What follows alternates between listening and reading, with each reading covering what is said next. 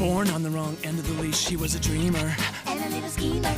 A nutty mutt living a dog's life. But when he'd hear the bell for school, one day he says, I'll take a chance. Trades his age for a pair of pants. In a glance, school becomes his favorite pastime. I have buried a bone for the last time. I wanna be a boy. He's so over just being Rover. I gotta be a boy. There's gonna be a boy. Turns out he's a regular Einstein, and Leonard is treading a fine line. Why can't I be a normal kid like any other? Now, Doodlebug, listen to Mother. I wanna be a boy. I hate dogs. I gotta be a boy.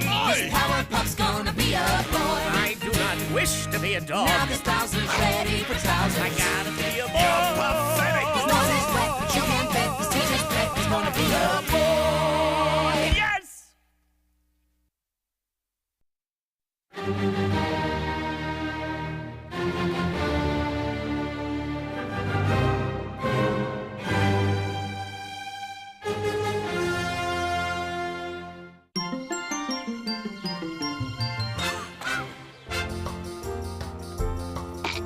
What's your rush? It's just another school day.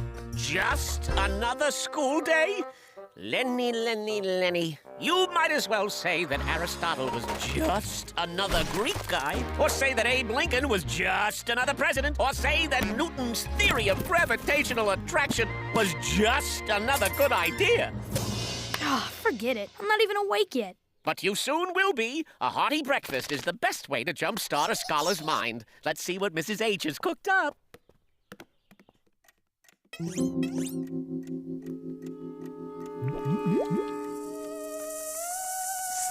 not quite right here, but I can't put my finger on it. Does it have anything to do with the fact that there's no juice of any kind, fresh, frozen, or otherwise? Maybe. Or that there's no cereal in your cereal bowl, or food in my dish? Getting warmer. By Jove, I think I've got it. The toaster is cold, the alarm brewed coffee untouched, and the door is locked from the inside. That can mean only one thing. That Mom is not in this room. I was going for the more complex deduction that Mrs. H is still in bed, but we can work with your more elementary conclusion.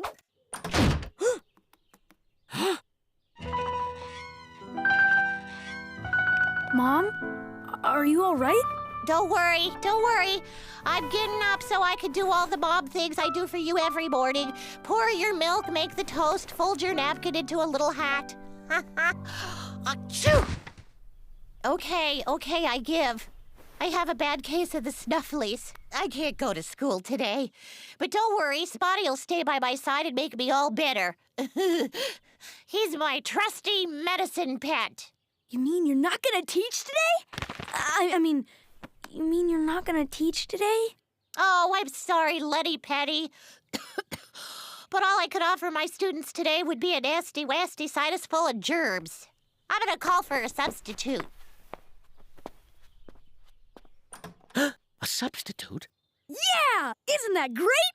A stranger sitting at Mrs. Helperman's desk, writing on Mrs. Helperman's blackboard, pawing her lesson plan? I don't like the sound of this. Lighten up, Spot. Having a sub is fun. You'll see. I'm afraid that's one alleged good time I will have to miss. As Mrs. H's duly appointed medicine pet, my duty is to stay by her side and nurse her back to health. And miss a day of school? Won't that mess with your perfect attendance award? How could I forget? The Perfect Attendance Award! The holy grail of punctuality! Winning that award could have lifelong ramifications. Achoo! All righty, Rooski-a-chooski.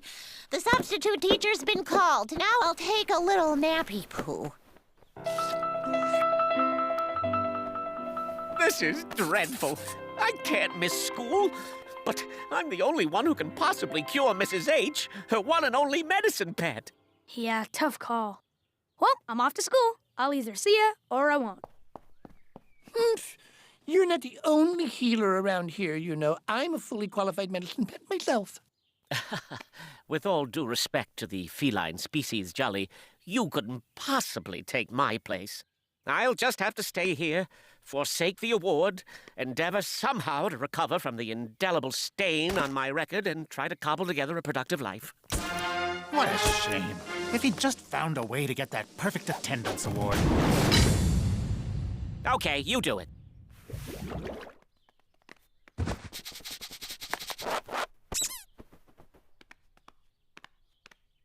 Just make sure you keep her warm. Of course. Lick her hand to make her feel better. Well, that goes without saying. Drape yourself over her feet if her toes get cold. You don't need to tell me all this. I've only done this about 1,000,000 times, give or take, not to exaggerate. Very well. I hereby pass the mantle of medicine pet to you. This offer good for today only. Hey! You did figure out a way to come to school today. That's right, Leonard. Like Mrs. H, I simply found a substitute. My, you certainly have a spring in your step today. That's because today I won't be the teacher's son. I can finally be myself and completely blend into the background. Maybe I won't be called on to answer any questions at all. Ah, ambition, thy name is Leonard. Hey, wait for me! Look at what my snake tried to eat. Maybe later. We're in a hurry. We got a substitute teacher today. A substitute? Oh, yes! We got a substitute! We got a substitute! Hey, can you say pranks? Come on, say it with me! Pranks? What do pranks have to do with it?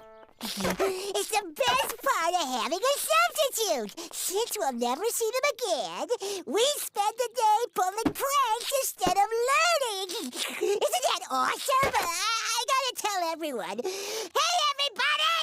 We're having a substitute! And look what my snake tried to eat! Pranks, eh? I am mightily intrigued. But now that I've gotten over my instinctive canine fear of strangers, I'm even more intrigued to meet this new teacher and bathe in the fount of her knowledge. She's just a substitute. Nonsense. I'm sure only the most qualified educators would be accepted at Falla D. Roosevelt Elementary. Good morning, fourth graders. My name is Miss Dewey Good, and this is a special day for me because, well, this is my very first day as a substitute teacher. A first-timer? Oh, thank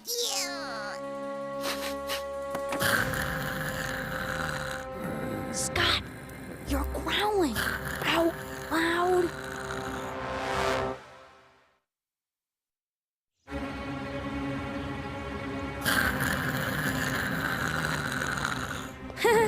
That's just his stomach growling. It's almost lunchtime. What are you doing? I can't help it. I want to be respectful, but my DOG nature makes it very difficult to watch a stranger invade my owner's territory. You know how I am when the phone repairman comes around. Well, you better cut it out or you're gonna blow your cover. You're right. Spot may be a dog through and through, but Scott Ledready II is a model student. Okay, class, let's start by turning to Chapter 4 in your science books. Good morning, Miss Deweygood. Let me introduce myself. I'm Scott Ledready II, and although I look forward to bathing in the fount of your knowledge today, may I point out that's not how Mrs. Helperman starts the day. She greets us warmly and entertains us with her humorous rhyming speech patterns. Oh, well, all right. All righty, flighty, blighty, students. Let's see what Mrs. Helperman has in her handy-dandy lesson plan-D for today. Oh, no. It's like she's trying to be Mrs. H, and I can't tell if it's satire or homage.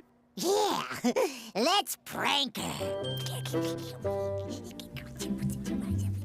Okay, hearty, smarty scholars. Time for vocabulary charades!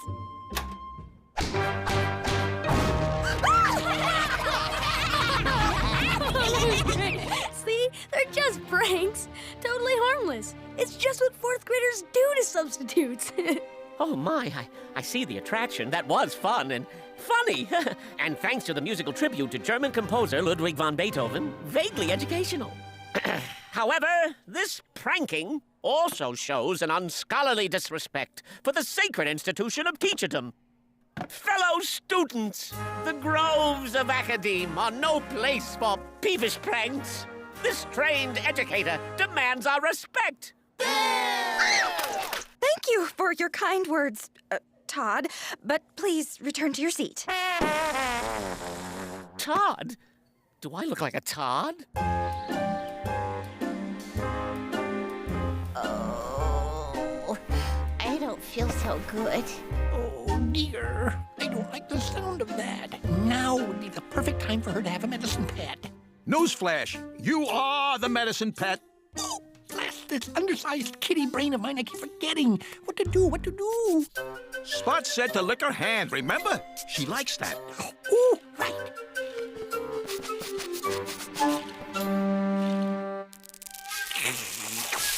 Oh, rough sandpaper tug. Oh, no, she doesn't like my tongue. Oh, dear, oh me, I'm out of my element. I'm out of my depth. I'm out of my league. I'm... Out of your gourd, but that's a whole nother story. Who has the answer to... I do! I'm sorry, Todd, but you have to wait to be called on. Now, who's figured out the extra bonus point puzzler? How about you, Leonard? 76? Very good, Leonard. That's correct. It is? I knew that. All right, class. Who can answer question 5? Now we're really gonna see a prank. Excuse me, Miss Dewey Good. May I borrow a pencil? Oh, why, of course. Anything for a student who wants to learn.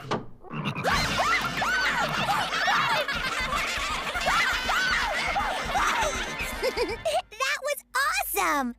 No, that was the 5th grade biology project. Well, maybe we should use this as our math puzzler-wuzzler. If there were 38 frogs in my drawer and there are 2 left, how many jumped out? Why, 36, class. 36. Is that counting the one on your shoulder?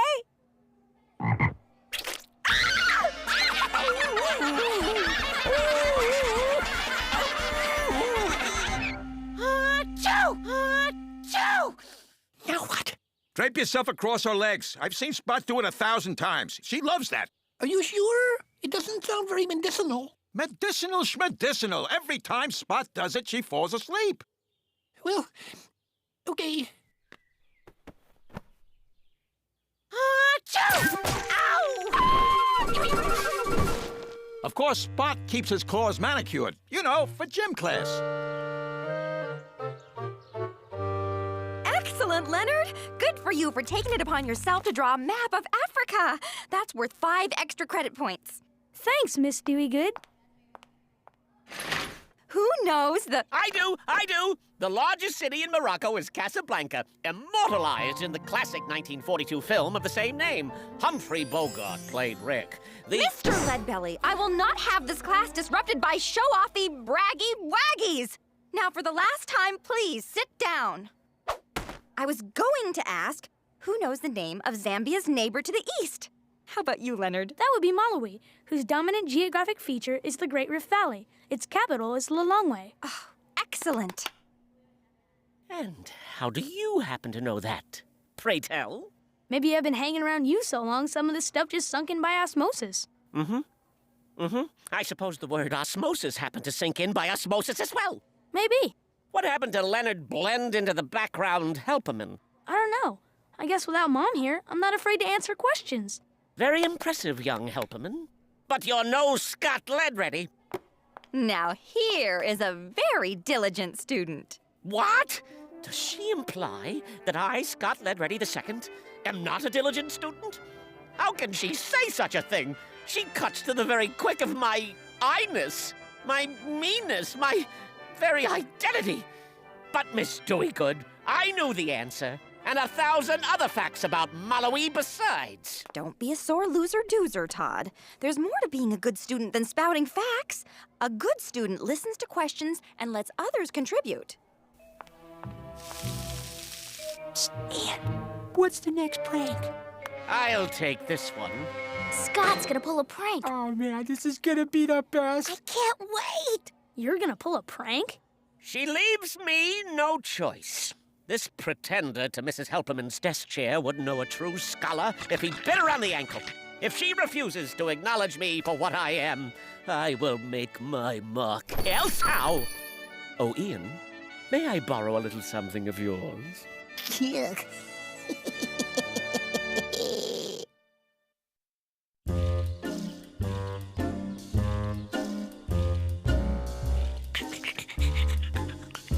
Would you stop with the panting?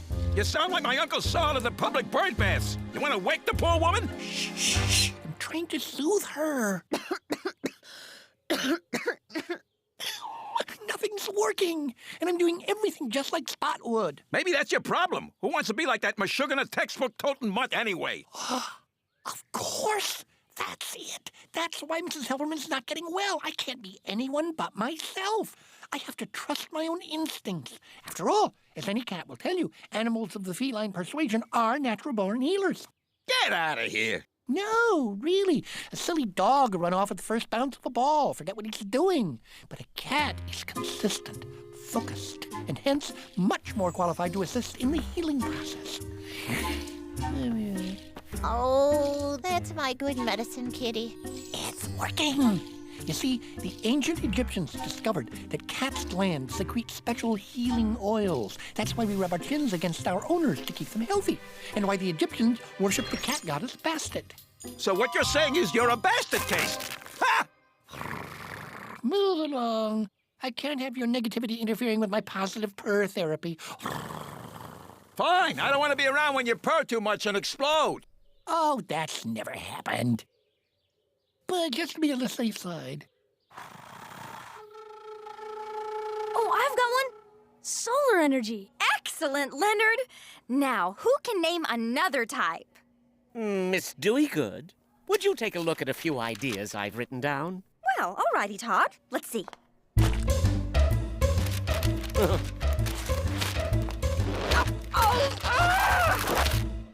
Oh, Miss Deweygood, I believe Mrs. Helperman keeps some glue remover in the cupboard. What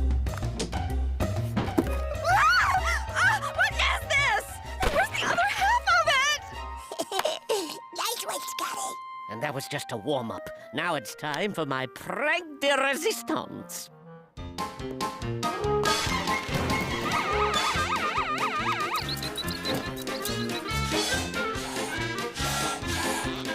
This is a little trick I call the Big Chocolate Wave. Wow, this is the best prank ever. Just wait till the 5th graders hear about this.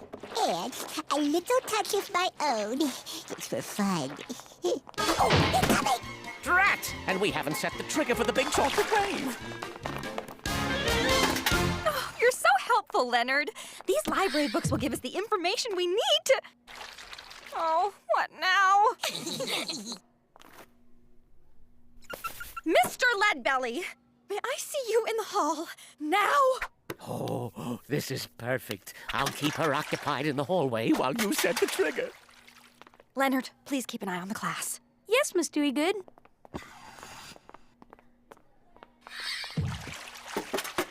Yes, Miss Deweygood.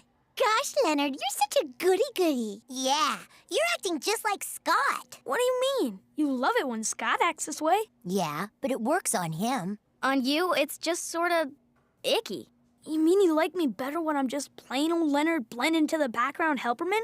Yes! I'm cool with that. Why are you treating me like this? I'm just trying to do the best job I can. Don't you have any respect for learning and education? Me? No respect for learning? Why, of course I do. It's just that you were trying to be Mrs. Helperman. I know Mrs. Helperman. I've lived with Mrs. Helperman every day of my scholastic life, and try as you might, you're no Mrs. Helperman. I know, but she has such a wonderful reputation. I just wanted to be like her. Oh, never mind. I suppose a little boy like you wouldn't understand about pretending to be something you're not. Au contraire, I understand completely. The important thing is to be comfortable with who you are, be a teacher or a boy or, say, just for argument's sake, a dog boy. It was the immortal bard who put it best. This above all, to thine own self be true. I think I've underestimated you. You're quite the scholar, if somewhat eccentric. And the bard's right. I can only succeed as a teacher if I'm completely true to myself. And the same goes for me as a student. Miss Deweygood, I apologize. I've acted like, well, like a dog rather than the model student I strive to be. Apology accepted. Now, why don't we go back in? After you, Miss Deweygood. Thank you, Todd. We'll start by enjoying our chocolate milk break. Chocolate milk? Oh, no!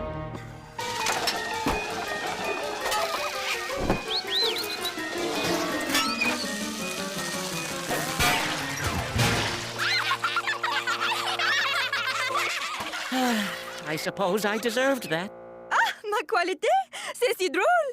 Wow, you speak French? Yes, French was my major in college. Would you teach us some? What? You mean you really do want to learn something today? Yes! Oh, great! We'll start with bonjour. Bonjour! I know some French. Je veux un biscuit de chien. Oh, that is so funny! You just asked for a dog biscuit. Sacre bleu. Mom, I'm home. Well, if it isn't my own little Rhodes Scholar. Mwah! Feeling better? I'm all righty, Brewskadooski. Why, there you are, Spot. Where have you been? He was outside and followed me in. Spotty Waddy, I missed you. But Mr. Jolly took wonderful care of me. Now I have 2 medicine pets. And how was your substitute teacher? Miss Deweygood was terrific, but she wasn't you. Oh, come on. I'll make a pot of chicken noodle doodle soup. Oh, right! Oh, no. I think I have a case of the snufflies. Sounds like you could use a medicine pet. You would be my medicine pet? Hey, there's no substitute for the real thing. Spot, you're doing it all wrong. You gotta throw in a nice loud purr every now and again, like this. Ow!